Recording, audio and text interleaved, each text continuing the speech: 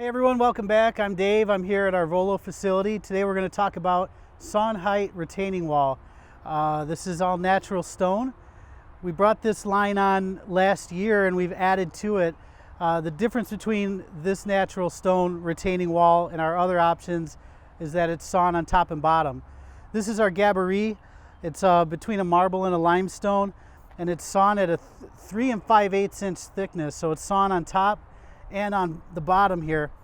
The benefit to this versus some of our other natural stone walls is that you don't have to deal with different heights when you're stacking it. You literally just lay down your base, and this is like stacking Legos. You may have to trim some ends with a chisel or a diamond saw if you have that.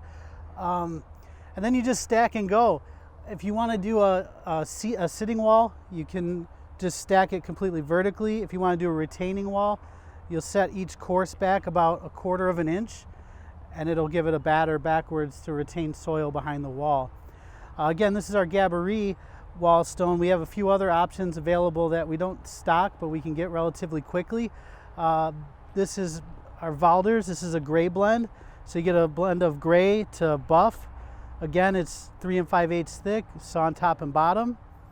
This is a new one called Superior Wall, and it's a little bit different in that there's a couple different heights. There's a 3-inch height and there's a 6-inch height down here, and they course out. So 2 3-inch equals a 6-inch, and you just stagger your joints. They also offer a 12-inch deep coping, so you can overhang a little bit to give your wall a finished look. A couple others that we have, also sawn height, all 3 5/8. This is our EW Gold, a little bit more earth tone, and our Pewter Mist for a nice cool gray look. You can see all of this on our website at lurveys.com, and also make sure you follow us on Facebook, YouTube, and Instagram. Thanks for checking us out. We'll see you next time.